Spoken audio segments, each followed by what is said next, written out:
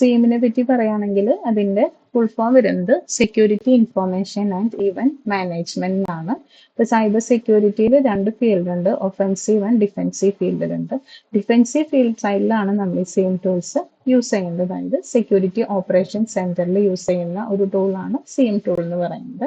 ഇപ്പോൾ for example IT ഓർഗനൈസേഷന്റെ case എടുക്കുകയാണെങ്കിൽ അതിൽ ഒരുപാട് സിസ്റ്റംസ് വരും, ഫയർവാൾ, സെർവേഴ്സ്, പിന്നെ ആന്റിവൈറസ്, ക്ലൗഡ്, ഇതുപോലെ സിസ്റ്റത്തിൽ നിന്ന് വരുന്ന ലോഗ്സിനെ എല്ലാം കളക്ട് ചെയ്ത് അത് ഡിറ്റക്ട് ചെയ്ത് അനലൈസ് ചെയ്ത് എന്തെങ്കിലും സെക്യൂരിറ്റി ത്രെറ്റ്സ് അല്ലെങ്കിൽ അറ്റാക്സ് ഉണ്ടോ എന്ന് നോക്കി റെസ്പോണ്ട് ചെയ്യുന്നതാണ് സെയിം ടൂൾ എന്ന് പറയുന്നത്. അപ്പോൾ സെയിം ടൂളിന്റെ മെയിൻ ഫങ്ഷൻസ് എന്ന് പറയുന്നത് ഇതിന്റെ ഓരോ സ്റ്റേജസ് ആണ് ഇതിന്റെ ഫങ്ഷൻസ് ആയിട്ട് പറയുന്നത്. ഫസ്റ്റ് നേരത്തെ പറഞ്ഞതുപോലെ ലോഗ് കളക്ഷൻ ആണ്.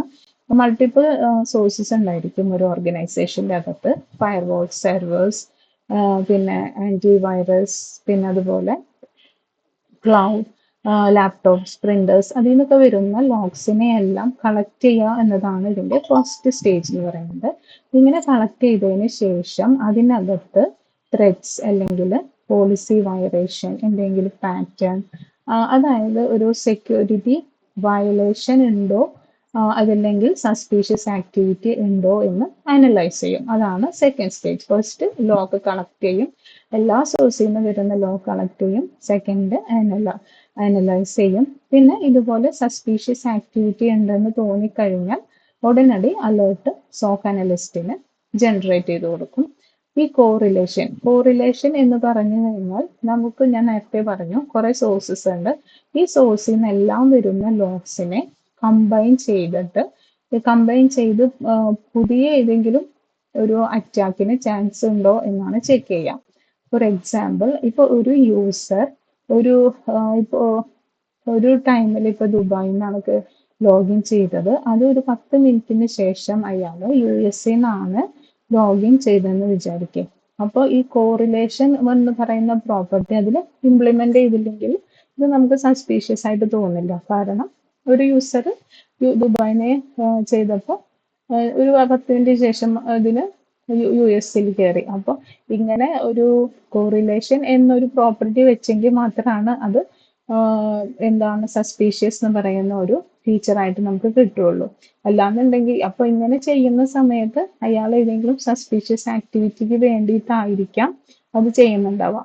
അപ്പോൾ ജിയോ ലൊക്കേഷൻ വ്യത്യാസമായതുകൊണ്ട് ഇതോടനടി ഈ ഒരു സീം ടൂളിനകത്ത് ഒരു സസ്പീഷ്യസ് ആക്ടിവിറ്റി ആയിട്ട് ജനറേറ്റ് ചെയ്യും. അപ്പോൾ ഈ കോറിലേഷൻ എന്ന് പറയുന്നത് വളരെ ഇമ്പോർട്ടൻ്റ് ആണ്.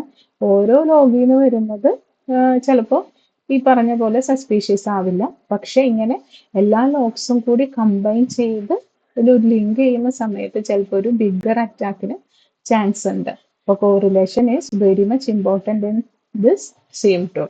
അപ്പോൾ ഫസ്റ്റ് ലോഗ് കളക്ട് ചെയ്തു, പിന്നെ അനാലിസിസ് നടത്തി, അലേർട്ട് ജനറേറ്റ് ചെയ്തു, പിന്നെ എല്ലാ ലോഗ് ഇവൻസും തമ്മിൽ കോറിലേറ്റ് ചെയ്ത ശേഷം എന്തെങ്കിലും അറ്റാക്കിന് ചാൻസ് ഉണ്ടോ എന്ന് നോക്കി ഇനി റിപ്പോർട്ട് ചെയ്യാന്ന് പറഞ്ഞാൽ ഓട്ടോമാറ്റിക് ആയിട്ടുള്ള റിപ്പോർട്ട് ജനറേറ്റ് ചെയ്യും. ഇങ്ങനെ ജനറേറ്റ് ചെയ്യുന്ന ഓഡിറ്റ് റിപ്പോർട്ട് ചില ഫ്രെയിം വർക്ക്സിനെ ഡിപ്പെൻഡ് ചെയ്തിട്ടാണ് അവർ ജനറേറ്റ് ചെയ്യുന്നത്. ഇപ്പോൾ PCI DSS എന്ന് പറഞ്ഞു കഴിഞ്ഞാൽ പേയ്മെന്റ് കാർഡ് ഇൻഡസ്ട്രി ആണ്.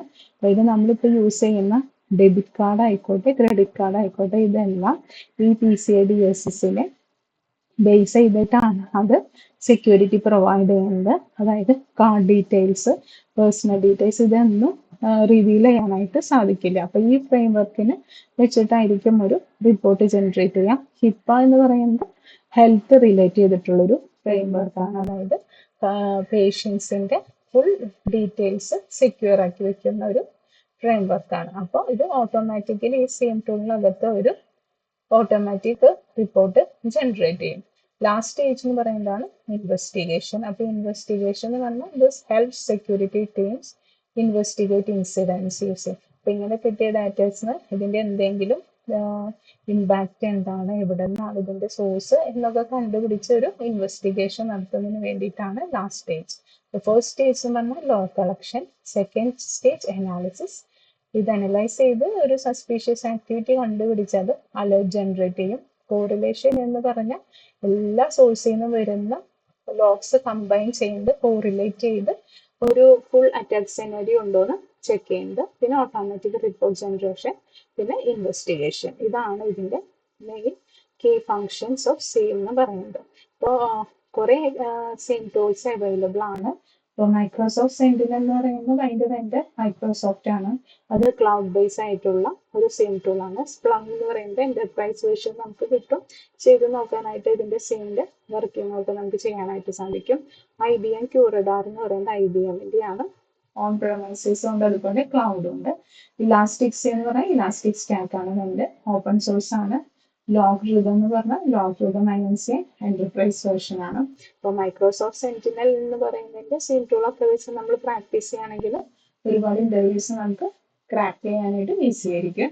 ഇതാണ് മെയിൻ സീം ടൂൾസ് എന്ന് പറയുന്നത് വരുന്നത്.